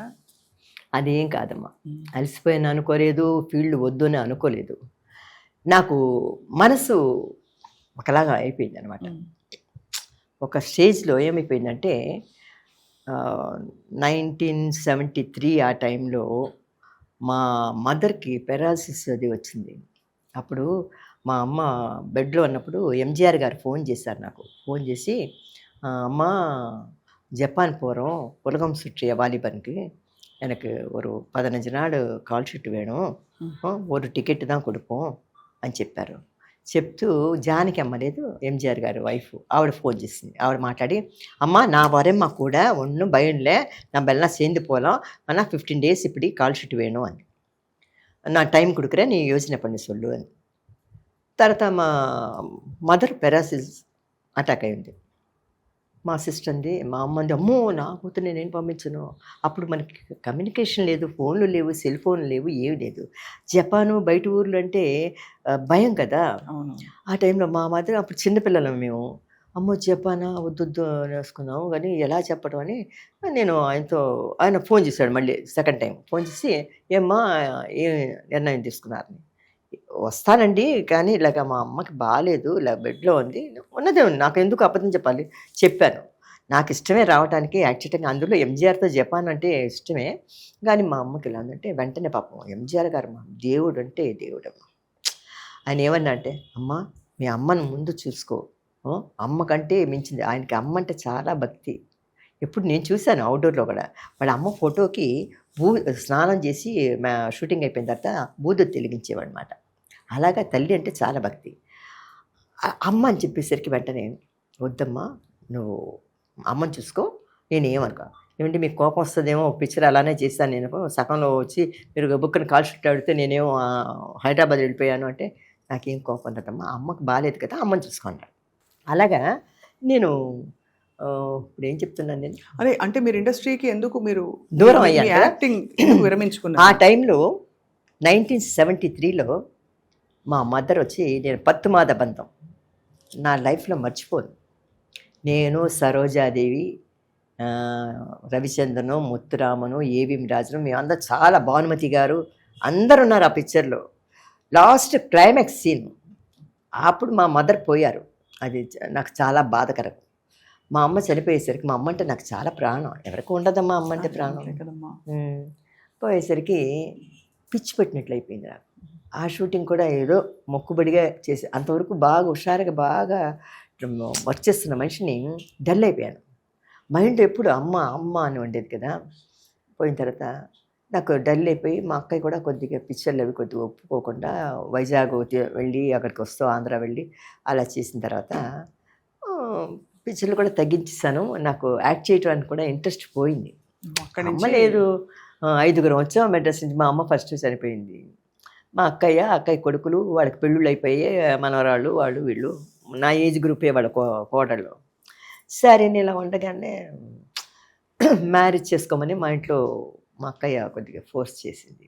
ఎందుకంటే అమ్మ కూడా లేదు, ఒంటరిగా నువ్వు చిన్నదానివి, నా ఆవిడకి ఏజ్ అయిపోతుంది కదా, మా పిల్లలందరికీ పెళ్ళిళ్ళు అయిపోయా, సెటిల్ అయిపోయారు లైఫ్లో, మనవరాళ్ళంతా ఉన్నారు నాకు, మనవాళ్ళు మనవరాళ్ళు, నువ్వు కూడా సెటిల్ అయిపోవాలి. అప్పుడు అనుకోకుండా నా లైఫ్లో వచ్చి మా ఆయన ఎవరో తెలియదు నాకు, హైదరాబాద్లో పెద్ద ఇది వాళ్ళ ఫ్యామిలీ, తోట లక్ష్మయ్య గారు అంటే పెద్ద హైకోర్టు జడ్జి, ఆయన పెద్ద తోటవారి ఫ్యామిలీ అనమాట. మా ఆయన పొలిటీషియన్. ఇంకా చెప్పాలా, మా ఇంట్లో పెళ్ళి కాకుండా ఇంత వయసు వరకు ఆయనకి కొద్దిగా అంటే మనకి ఏజ్ మనకు కూడా అవుతుంది కదా, పెద్ద వయసు ఏం కాదు, కొద్ది తేడాను. పెళ్ళి కాకుండా ఉన్నా అంటే ఫస్ట్ మ్యారేజ్ అంటే ఒప్పుకుంటారు కదా. అవునవును.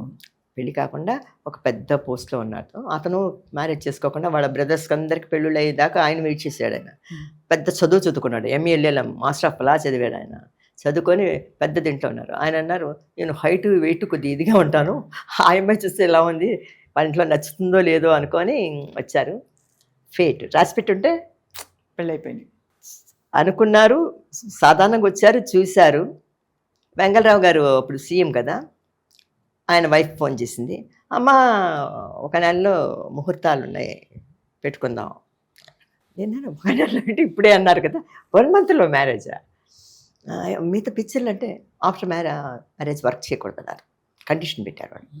సరే ఇంకేముంది, చేసాము అన్ని పిక్చర్లు, అమ్మ కూడా లేదు, ఇంక చేస్తూ కూర్చుంటే ఇంక దీనికి అంతు లేదు కదా సినిమాకి. చిన్న బేబీ దగ్గర నుంచి యాక్ట్ చేయవచ్చు, ఇంకా ముసలి వేషాలు వేయచ్చు, అమ్మ వేషాలు, అక్క వేషాలు, అవి తప్ప ఇంకెవరిస్తారు. కొద్దిగా అప్పుడు హీరోయిన్గా ఉన్నప్పుడే మనం రిటైర్డ్ అయిపోతే మంచిది కదా అనుకొని హీరోయిన్ ఉండగానే చేసుకొని వెళ్ళిపోయానమ్మా. లైఫ్ బ్రహ్మాండంగా ఉన్నింది. దేవుడు కొద్దిగా, కానీ మీరు భగవంతుడు ఒకటి చేస్తాడమ్మా, అన్నీ ఒక మనిషికి ఇవ్వడం. ఒకటి మంచి చేస్తే ఒకటి చెడ్డ చేస్తాడు. మీకేం మంచి చేశారు, ఏం చెడు? మంచి ఆఫ్ కోర్స్ మీ కెరియర్ అంతా మంచి కెరీర్ మంచిది, నాకు మంచి భర్తనిచ్చాడు ఆయన. మా ఆయన ఎంత మంచి ఆయన తెలుసమ్మా, నిజంగా ఈరోజు చెప్తున్నాను. మీరు అన్నారు లవ్వు గివ్వు ఎంజాయ్, ఆ ఏజ్ వదిలేండి, మనసులో ఉంటాం. కానీ మంచి భర్త దొరకటం అన్నది చాలా గొప్ప విషయం. ఒక ఆడదానికి లవ్వు ఏముందమ్మా, లవ్ ఉంటుంది, ఇష్టం ఉండదు, పోరా అంటాడు, వీళ్ళకి సరిపోదు. భర్త మంచివాడిగా దొరకటం ఒక ఆడదానికి చాలా గొప్ప విషయం. మా ఆయన అర్థం చేసుకో, ఏమన్నారు, ఆఫ్టర్ నీకు మ్యారేజ్ ముందు నువ్వు ఎవరితో యాక్ట్ చేస్తావో ఏంటి నాకు అనవసరం, మ్యారేజ్ తర్వాత యాక్ట్ చేయకూడదు, నువ్వు నా వైఫ్ కాదు. నేను కూడా ఎప్పుడు ఒకటి అనుకునేదాన్ని చిన్నప్పటి నుంచి, కొంతమంది ఆర్టిస్టులని పలానా వాళ్ళ మొగుడు అంటారు. ఒక artist, lady artist, top artist ఉంటే అంటే పేర్లు చెప్పను, పలానా ఆయన మొగుడు, ఆవిడ మొగుడు అంటారు. నాకు అలా ఇష్టం ఉండేది కాదు. మీకు ఎప్పుడు ఫలానా వాళ్ళ పలానా భార్య. ఆయన పెళ్ళం అని చెప్పాను నన్ను, అలా అనుకునేదాన్ని నేను. అదేలాగా పాంచజన్యం గారి భార్య రాజశ్రీ అంటారు కానీ రాజశ్రీ మొగుడు పాంచజన్యం అని అనరు. అదొకటి నాకు చాలా ఇష్టం అనమాట. మా ఆయన మంచి గట్టి మనిషి, చాలా మంచి మనిషి కూడా. అలాంటి భర్త దొరకటం నా అదృష్టం. నాకు అదేలాగా నా కొడుకు మంచి కొడుకు, నేనంటే ప్రాణం. ఇప్పుడు కూడా అమ్మ ఒక అబ్బాయి. భద్రం, ఒకే ఒకడు. అమ్మ భద్రం నీ కూడా రానా, వద్దురా, నాతో ఆయన వస్తున్నారు శ్రీధర్ గారు వాళ్ళు, నేను ఆయనతో వెళ్తాను, అమ్మ భద్రం అమ్మ జాగ్రత్త అమ్మ అంటాడు. ఒక కొడుకు, కోడలు, మంచి కోడలు, 2 మనవరాళ్ళు. లైఫ్. ఎవరు యాక్టింగ్ తీసుకోలేదు మీ తర్వాత? నా కొడుకు అస్సలు నా పిక్చర్లో ఎక్కువ చూడు. చిన్నప్పుడు కూడా దూరదర్శన్లో వాటి నా సాంగ్స్ ఏదైనా వచ్చేది, అదేంటో వాడు టిఫిన్ తింటూ టీవీ ఆన్ చేస్తే గబక్కని నా పాటలో ఏ హీరోనో ఇలా ఎత్తి దింపేది వచ్చేది, వెంటనే స్విచ్ ఆఫ్ చేసేవాడు. నేను అనుకున్నా 2-3 సార్లు, ఓహో మనకి వాళ్ళ నాన్న బుద్ధులు. ఆయన కూడా అంటే మళ్ళీ ఒకసారి మా ఆయన ప్రేమించుడు వెంకటేశ్వర థియేటర్ అని మా ఆయనకి వాళ్ళ క్లోజ్ ఫ్రెండ్ వాళ్ళదనమాట, మా ఇంటి దగ్గర. రాజీ మనం సినిమా చూద్దాం అని సినిమా ప్రేమించి చూడు అన్నాను. ఎందుకులేండి అన్నా. లేదు రారా వెళ్దాం మ్యాట్ని వెళ్ళాం. ఫస్ట్ మ్యారేజ్ అయిన కొత్తలో స్టార్ట్ అయిపోయింది పిక్చర్, చూస్తున్నాం. ఇంటర్వెల్ అప్పుడు అందరికీ ఇంకా నా మొహం పరిచయం ఉంది కదా, హే రాయశ్రీ అని అన్నారు ఇంటర్వెల్లో. ఇంకా మా ఆయన లేగు వెళ్ళిపోదాం, వెళ్ళిపోదాం. నేను ఉండండి వెళదాం, ఇప్పుడు లేచి వెళ్తేనే వెనకతలు అందరూ వస్తారు. లేదు నాకు కన్ను కొట్టుకుంటుంది, లేదు నువ్వు రా వెళ్ళిపోదాం. నేను రానంటే రమ్మన్నారు, మళ్ళీ వెళ్ళిపోదాం అంటున్నారు. సరే అని లేచి వచ్చేసాడు అనమాట. అలా కొంచెం ఉంటుంది చిన్న పాజిటివ్నెస్. అయితే అమ్మ ఫైనలీ ఒక ర్యాపిడ్ ఫైర్ చిన్నగా తొందరగా అయిపోతుంది ఇది. జస్ట్ ఒక 5-6 ప్రశ్నలు మీ ఇష్టాల గురించి నేరుగా అడుగుతాను. మీరు మీ ఇష్ట దైవం ఎవరు? మీరు ఏ గుడికి వెళ్తారు? మీరు గుడికి బాగా వెళ్తారు ఇష్టంగా అని విన్నాను. అంటే మా కులదైవం వచ్చి వెంకటేశ్వర స్వామి. చిన్నప్పటి నుంచి కూడా నేను యాక్ట్ చేస్తున్నప్పటి నుంచి కూడా చిన్నప్పుడు కూడా మా అమ్మ మేమందరం కూడా 2 కార్లు వేసుకొని తిరుపతికి వెళ్ళి ఎవ్రీ ఇయర్ కూడా తప్పనిసరిగా వెళ్ళి అక్కడ కళ్యాణం చేయించేవాడు అనమాట. తిరుపతిలో కళ్యాణం చేయించి అప్పట్లో ఇంతంత లడ్డూలు, ఇంత పెద్ద గారెలు, బుట్టలు ఇచ్చేవారు అప్పుడు ప్రసాదం కళ్యాణానికి. ఇంత పరవన్నం, పులిహారి, దద్దోజనం అన్నీ కారు మీద 3-4 బుట్టలతో ప్రసాదం వచ్చేవారు అనమాట. అక్కడ తిరుపతికి ఎవ్రీ ఇయర్ వెళ్ళేవాడు. అమ్మ మేమందరం వెళ్ళి కళ్యాణం చేయించడం మాకు అలవాటు. సో వెంకన్న స్వామి మీ కులదైవం. అలాగా ఎవ్రీ ఇయర్ వెళుతూ వచ్చిన తర్వాత నేను కూడా షూటింగ్లో మీరు చెప్పారు కదా, అవుట్డోర్లో అది పెడుతున్నప్పుడు షూటింగ్లో ఏం చేసేది, ఒక తిక్కుగా ఒక రూల్ బుక్ ఒకటి నోట్బుక్ పెట్టుకొని అనవసరంగా అందరితో మాట్లాడటం నాకు ఇష్టం ఉండదు. ఓం నమో శ్రీ వెంకటేశాయ, ఓం నమో శ్రీ వెంకటేశాయ అని బుక్కులు రాసి మేము తిరుపతికి వెళ్తున్నప్పుడంతా ఆ బుక్ను ఉండిలో వేసేసేదాన్ని. అది నాకు అలవాటు, నేను ఎవరితో చెప్పలేదు, అది నా మనసులో మాట చెప్తున్నాను. సిరిడి బాబా దగ్గర కూడా అంతే, ఓం సాయిరామ్ అనేసి మాలలాగా కట్టి వేసేదాన్ని. అది నాకు చాలా ఇష్టం. బాబాతో మీకు అనుభవాలు చాలా ఉన్నాయి. వెంకటేశ్వర స్వామితో చెప్తాను. వేసేసేదాన్ని. వేసిన తర్వాత ఏమైపోయిందంటే అలాగా తిరుపతికి వెళ్ళినప్పుడంతా మా అక్క అయితే మీరు నమ్మరు, మా సిస్టరు ఏదో ఒక దీంతో తనకి నిలువు దోపిడి ఇచ్చేస్తాను మొక్కుకొని, అప్పుడే కొత్తగా మేము కేరళ బ్యాంగిల్స్ అని చేయించుకున్నాం బంగారం అందరికీ, వాళ్ళ కోడళ్ళకి మాకు అందరికి ఒకే ట్రెండ్లో అందరికి ఒకే చేయించుకున్నాం. ఆవిడ చేయించుకుంది. ఆవిడ మొక్కుకున్నప్పుడు ఆవిడ ఒంటి మీద ఏముందో తిరుపతిలో అలాగే ఇస్తుంది ఒంటిలో.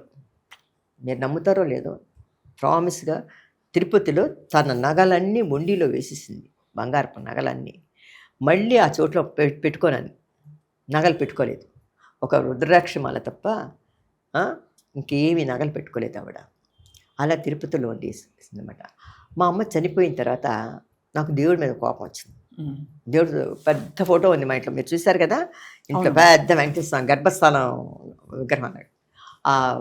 చూసి నువ్వు దేవుడివే కాదు, నీతో నేను రాయను, నేను ఇంత జపం చేసి ఇచ్చేస్తాను, నువ్వు మా అమ్మని చంపేస్తావా, నువ్వు తీసుకొని పోతావా, నేను జపం రాయను, నేను పూజ చేయను, నాకు వద్దు అనేసి కోపం అయిపోయాను. ఆయనతో పోట్లాడాను దేవుడితో.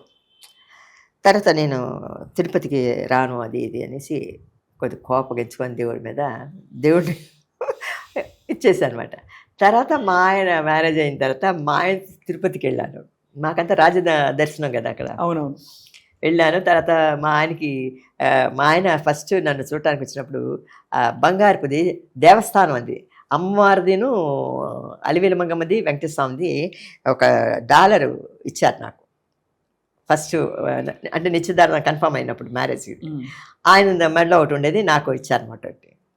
అది ఇప్పటికీ ఉందనమాట. ఒక నున్నటి ఇది, అది దేవస్థానం ఉందనమాట, తిరుపతి ఇదనమాట అది. తర్వాత మా ఆయనతో వెళ్ళటం రావటం, మా బాబుకి నీలాలు ఇవ్వటం అది. తర్వాత ఏమైపోయిందంటే అమెరికాలో కూడా మా పాప అన్నప్రసవం చేసేటప్పుడు కూడా షిరిడి బాబా, అక్కడ గుడులు చాలా బాగుంటాయి మా అమెరికాలో. అవునవునవును.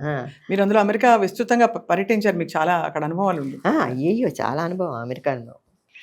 అది ఒకటి చెప్పాలంటే, అంటే అదే మా లైఫ్లో చెప్పాను కదా, మా అమ్మ చనిపోవటం, తర్వాత మా అక్కయ్య చచ్చిపోయింది, 92 ఏళ్ళు ఆవిడకి. ఆవిడే చూసుకున్నారు మిమ్మల్ని? బాగా చూసుకునేది. మా బాబు అమెరికాలో ఉన్నప్పుడు ఆవిడే నాకు తోడుగా ఉండేది. ఆవిడ చనిపోయేసరికి పిచ్చి పెట్టిపోయినట్లు అయిపోయింది అనమాట.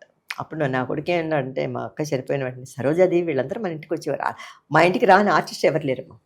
టీనగర్ ఇంట్లో భానుమతి గారు వచ్చారు, అంజలిదేవి గారు వచ్చారు, పి సుశీల, పద్మిని, సరోజాదేవి, రాసులోచన, తర్వాత అందరూ సారణ వీళ్ళందరూ మా ఏజ్ గ్రూప్ వాళ్ళందరూ అనుకోండి, పెద్దవాళ్ళు అందరూ వచ్చారనమాట. అంత ఇదిగా ఉండేది ఆ ఇల్లు. తర్వాత ఏమైపోయిందంటే, అదే మా అమ్మ చనిపోయి మా అక్క చనిపోయిన తర్వాత నా కొడుకు ఏం చేశాడంటే అమెరికాకి తీసుకెళ్ళిపోయాడు నన్ను. వెంటనే నన్ను అడగలేదు, టికెట్ బుక్ చేశాడు, పద అన్నాడు. ఏంట్రా అమెరికాకి అన్నాడు. నేను చాలా అప్సెట్ అయిపోయాను. ఎందుకంటే మా అమ్మ పోయింది, మా అక్కయ్య పోయింది, నేను లోన్లీ అయిపోయాను, ఒంటరి అయిపోయాను. సరే, అందులో ఎవరితో నేను కలవను. నేను ఎక్కువగా, నాకు బాగా ఫ్రెండ్స్ అయితేనే కలుస్తాను. నాకంటే సీనియర్ ఆర్టిస్ట్తోనే నేను ఎక్కువగా క్లోజ్గా ఉంటాను. కృష్ణకుమారి గారు, జమున గారు, సరోజాదేవి, భానుమతి, అంజలిదేవి. లాస్ట్లో అంటే మా ఆయన చనిపోయిన తర్వాత వీళ్ళతోనే ఎక్కువగా ఫోన్లు చేసేవారు భానుమతి గారు వీళ్ళందరూ. రాజశ్రీ రా మా ఇంటికి రాని, ఖాళీగా ఉంటాను కదా నేను, మా బాబు అమెరికా వెళ్ళిన తర్వాత. అలాగా అమెరికా వెళ్ళిన తర్వాత కొన్నాళ్ళు ఆ వాతావరణం అది. మా కోడలు కడుపుతూ ఉంది. తర్వాత పాప పుట్టింది హాస్పిటల్లో. 4 days, అంటే ఇంటి నుంచి హాస్పిటల్కి వెళ్ళాలంటే 2 hours జర్నీ అమ్మా. అంత దూరంలో ఉంటాయి అన్నీ, చాలా దూరం అమెరికాలో. మన ఇల్లు దగ్గర నుంచి హాస్పిటల్కి వెళ్ళాలంటే. మా బాబా పక్కనే ఒక హోటల్ తీసుకున్నాడు, ఆ హోటల్లో దిగా అనమాట. పాప వచ్చి అదే నొప్పులు వస్తే హాస్పిటల్లో అడ్మిట్ చేసాం. 4 days బేబీ రావటం లేదు బయటికి. నార్మల్ డెలివరీ చూసి ట్రై చేశారు, రాలేదు. తర్వాత సిజరీన్ చేసి మన బేబీ అక్కడంటి భర్తను కూడా పక్కన హాస్పిటల్లో డెలివరీ ఎప్పుడు ఉంచుతారనమాట. మనకు ముందే చెప్పేస్తారు బేబీ ఏ బేబీ అని, 3 నెలలప్పుడే. ఆ పాప పుట్టింది. పుట్టిన తర్వాత నెక్స్ట్ డే పాప పుట్టిన తర్వాత మదర్స్ డే వచ్చింది. నేను 4 days నుంచి తిండి లేదు, ఇది లేదు, అయ్యో బిడ్డ పుట్టాయో, ఒక టెన్షన్ అనమాట మాకు. 4 days నుంచి కదా జిట్టు కారుకుంటూ ఆ స్వెటర్ వేసుకొని చలికి ఎలాగా ఒక దీనిలాగా అయిపోయి ఇలా కుంగిపోయి ఉన్నాం అనమాట. ఉంటే మదర్స్ డే నెక్స్ట్ అని చెప్పేసి ఒక నర్స్ వచ్చి మా కోడల దగ్గర వచ్చి, మా న్యూ బార్న్ బేబీ అని చెప్పేసి కొత్తగా పుట్టిన పిల్లల్ని మదర్స్ డే రోజు తీస్తారు హాస్పిటల్లో, కెమెరాది తీసుకొని వచ్చి.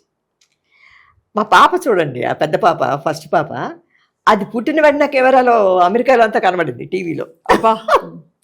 అదేమైపోయిందంటే మా కోడలు పడుకుంది, పాప ఉంది, నేను పాప దగ్గర ఇలాగా ఆడుకుంటున్నాను. ఒక నర్సు సిస్టర్ వచ్చి డోర్ తీసేసరికి వీళ్ళందరూ తెల్లోళ్ళు నల్లోళ్ళు ఉంటారు కదా, కెమెరాలు పట్టుకొని ఇలా ఫోకస్ చేస్తూ వచ్చేసారు. నేను కంగారు పడి, నేను చెత్తగా ఏంటి తల దూకోలేదు, స్నానం లేదు, పడదు, అక్కడ ఉన్నాను కదా, గబగబని కట్టన్ దగ్గరికి మూలగా వెళ్ళిపోయాను. వాళ్ళు ఏమనుకున్నారు పాపం, పల్లెటూరులు చెన్నై నుంచి వచ్చిన, భయపడకండి మిమ్మల్ని కెమెరాలో చూపించాం, కెమెరా అంటే భయం ఏమో అనుకొని, మీరు భయపడకండి డోంట్ వరీ అంటూ ఇంగ్లీష్లో వాళ్ళు చెప్పేస్తున్నారు అనమాట. పాపని చూస్తున్నా, మీ కెమెరా పెట్టాం అంటే కెమెరా పెట్టి నన్ను తీస్తారేమో అని నేను భయపడుతున్నాను అనుకున్నాను, పారిపోయాను అనుకున్నారు. తీసిన తర్వాత మా కోళ్ళండి, మీ గురించి వాళ్ళకి తెలియలేదండి, మీరు ఇలాంటి కెమెరాలు ఎన్ని చూస్తుంటారు చూస్తుంటారు. వాళ్ళేమో మిమ్మల్ని చెప్తుంటే నాకు నవ్వు వచ్చింది. భయపడద్దు, మేమేపు కెమెరా తిప్పము, మీరు రిలాక్స్ అయ్యి ఉండండి అని చెప్తున్నారు. అంటే నాకు నవ్వు వచ్చింది. అయ్యో మన పరిస్థితి ఇలా ఉంది అమెరికాలో అనుకున్నాను అనమాట. అలాగా ఎన్నో జరుగుతుంటాయి. మీరు అంటే మీకు లైఫ్ పట్ల ఎంత హ్యూమర్ ఉంది కాబట్టి మీరు ఇంత చక్కటి. నాకు అమెరికా వెళ్ళినప్పుడు కూడా 2 అనుభవాలు అయ్యాలి. అక్కడ కస్టమ్స్ లో పట్టేశారు నన్ను. అవునా? ఏం తీసుకెళ్లారు? పచ్చళ్ళ కాదు, గిచ్చళ్ళు కాదు, ఏం లేదు. మా సిస్టర్ చనిపోక ముందు మా బాబు ఏం చేశారంటే, అమెరికా నుంచి వస్తున్నప్పుడు నాకు అప్పుడంతా మనకి సెల్ ఫోన్లు అవి లేవు కదా, ఐప్యాడ్లు, ఫేస్ టైము, తర్వాత కంప్యూటర్లో, అందుకే పాత కంప్యూటర్ అంతా నేర్చుకున్నాను నేను. పాత టైప్ కంప్యూటర్లో కెమెరా ఉంటుంది, మనం ఫేస్ టు ఫేస్ చూసి అమెరికా నుంచి మాట్లాడుకోవచ్చు. ఐఫోన్లో కూడా ఫేస్ టైంకి రమ్మంటుంటాడు. అలాగ ఉన్నప్పుడు ఒక చిన్న పెప్పర్ స్ప్రే తెచ్చి ఇచ్చాడనమాట. అమ్మ ఒంటరిగా నువ్వును, నాయనమ్మ అంటాడు మా అక్కని, ఒంటరిగా ఉన్నారు, ఎవరైనా రాత్రి మీద వస్తే పెప్పర్ స్ప్రే కొట్టే, వాడికి కంట్లో ఏదో పడిపోతారు కానీ వాళ్ళు చచ్చిపోరు, ఏమవదు, ఇది పెట్టుకోమ్మా అని చిన్నది ఇంత లిప్స్టిక్లా ఉంటుంది అనమాట, ఇచ్చాడనమాట. నేను అది మా అక్కయ్య పడుకున్న చోట ఒక మందుల డబ్బాలో పడేశాను. తర్వాత అక్కడ ఒక బ్యాగ్ ఉంటే అందులో పడేశాను అనమాట. మా సిస్టర్ చనిపోవటం అంత బాబు వచ్చి రా అన్నాడు. ఏదేదో సామాన్లు అక్కడంతా సెల్వార్ కమీజ్ వేసుకోవాలి, నైటీలు అవి పడేసుకున్నాను, శారీస్ కట్టుకోవాలి కదా, పెట్టుకొని ఈ హ్యాండ్ లగేజ్లో వచ్చి పెద్ద బ్యాగ్లో ఈ పెప్పర్ స్ప్రే కూడా ఉంది, నాకు తెలియదు, కొన్ని చెప్పులు గిప్పులు అవన్నీ వేసుకొని వెళ్ళిపోయాను నేను అమెరికాకి. ఇక్కడి నుంచి వెళ్ళినప్పుడు ఏం పెద్ద నాకు ఇది అవ్వాలి. అక్కడ దిగాక అక్కడ హాంకాంగ్ హాల్టింగ్, హాంకాంగ్ నుంచి శాన్ ఫ్రాన్సిస్కోకి వెళ్ళాలి. హాంకాంగ్ ఎయిర్పోర్ట్లో పట్టేసుకున్నారు నన్ను, పట్టుకున్నారు, స్టాప్ చేశారు. పాస్పోర్ట్ ఏది అన్నారు. నేనే అసలు డల్ అయిపోయి మా అక్క చచ్చిపోయి ఇలా ఎలాడిపోయి ఉన్నాను. మా బాబు అన్నాడు, ఏమ్మా నీ దీంట్లో బ్యాగ్లో ఏమైనా పెట్టుకున్నావా, ఏమైనా కత్తి సామాన్లు కానీ ఏమైనా కత్తులు కానీ ఏదైనా ఇవే కానీ పెట్టుకున్నావమ్మా? లేదురా, చెప్పులు గిప్పులు పడేసుకున్నాను, షూలో వేసుకోవాలి కదా అక్కడ, పడేసుకున్నాను, ఏం లేదురా అన్నాను. వాళ్ళు ఇంకోసారి మళ్ళీ స్కాన్ తీశారు, మళ్ళీ వచ్చింది సౌండ్. ఆ బ్యాగ్లో ఉండేవన్నీ తీశాను. ఈ మూల ఈ పెప్పర్ స్ప్రే ఉంది, అది నాకు తెలీదు, నేను మర్చిపోయాను. ఆ కీకి అని సౌండ్ వచ్చేసరికి పట్టుకున్నారు అన్నమాట వాళ్ళు. పట్టుకొని ఏమిటి అన్నారు. నేను పెప్పర్ స్ప్రే అన్నాను. నాకేం తెలుసు, ఏమిటి ఇదే అన్నారు. లిప్స్టిక్ కాదు కదా అది, పెప్పర్ స్ప్రే అన్నాను. ఇదెందుకు పట్టుకున్నారు అన్నారు. అంటే నా కొడుకు చెప్పాడనమాట, ఇలాగలాగా మా మదరు తెలీదు పట్టేసుకుంది, వెంటనే మా బాబు పాస్పోర్ట్ అంతా ఇమ్మని రిమార్క్ రాసేస్తారు కదా వీడు అన్నాడు. అమ్మ రిమార్క్ రాసేస్తారేమో నాకు, నేనించే అన్నాడు. నాకు తెలియదురా, పట్టుకున్నారా అన్నాను. తర్వాత వాళ్ళందరూ పోలీసు అంతా వచ్చారు. నాకు అదొక టెన్షను వచ్చి చేసుకొని ఏ రిమార్క్ ఏం రాయలేదు, అది తీసి పడేశారు. మా అమ్మకి తెలియలేదంటే వదిలిపెట్టా, అబాడే అనుకో. ఇలా అయిపోయింది. అలా 2 సార్లు. అంటే నేను ఏంటంటే వెళ్ళి వస్తూ ఉండేదాన్ని చెన్నై ఇండియాకి, ఎందుకంటే స్టేట్ మారాలి కదా.